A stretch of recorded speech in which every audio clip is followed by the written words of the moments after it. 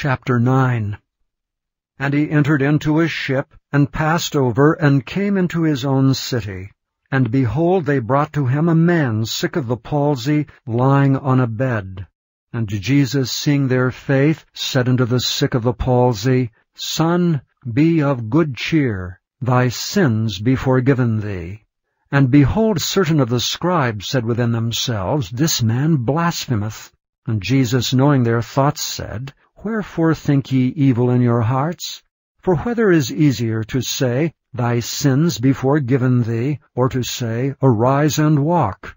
But that ye may know that the Son of Man hath power on earth to forgive sins, then saith he to the sick of the palsy, Arise, take up thy bed, and go unto thine house. And he arose and departed to his house.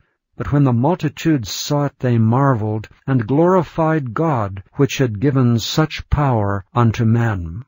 And as Jesus passed forth from thence, he saw a man named Matthew sitting at the receipt of custom. And he saith unto him, Follow me. And he arose and followed him. And it came to pass, as Jesus sat at meat in the house, behold, many publicans and sinners came and sat down with him and his disciples. And when the Pharisees saw it, they said unto his disciples, Why eateth your master with publicans and sinners? But when Jesus heard that, he said unto them, They that be whole need not a physician, but they that are sick. But go ye and learn what that meaneth, I will have mercy and not sacrifice. For I am not come to call the righteous, but sinners to repentance. Then came to him the disciples of John, saying, Why do we and the Pharisees fast oft, but thy disciples fast not? And Jesus said unto them, Can the children of the bridechamber mourn as long as the bridegroom is with them? But the days will come when the bridegroom shall be taken from them, and then shall they fast. No man putteth a piece of new cloth unto an old garment, or that which is put in to fill it up taketh from the garment, and the rent is made worse.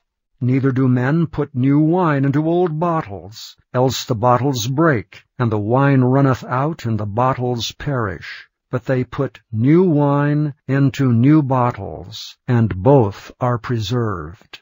While he spake these things unto them, behold, there came a certain ruler, and worshipped him, saying, My daughter is even now dead, but come and lay thy hand upon her, and she shall live. And Jesus arose and followed him, and so did his disciples. And behold, a woman which was diseased with an issue of blood 12 years came behind him, and touched the hem of his garment. For she said within herself, If I may but touch his garment, I shall be whole.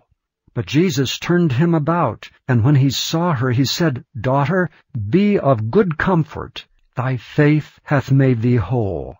And the woman was made whole from that hour.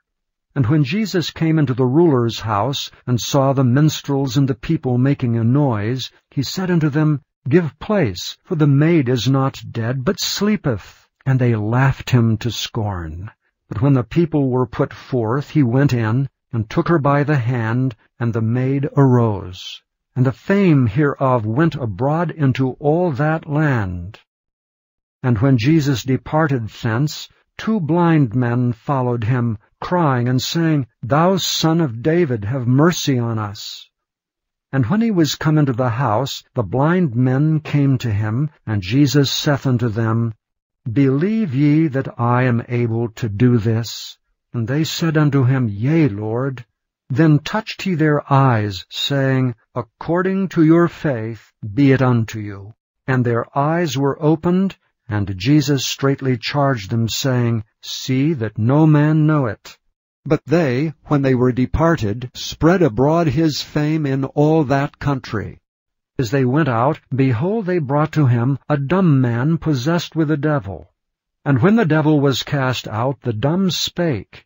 And the multitudes marveled, saying, It was never so seen in Israel. But the Pharisees said, He casteth out devils through the prince of the devils. And Jesus went about all the cities and villages, teaching in their synagogues, preaching the gospel of the kingdom, and healing every sickness and every disease among the people.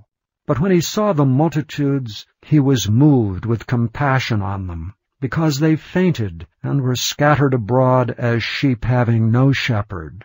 Then saith he unto his disciples, The harvest truly is plenteous, but the laborers are few. Pray ye therefore the Lord of the harvest, that he will send forth laborers into his harvest.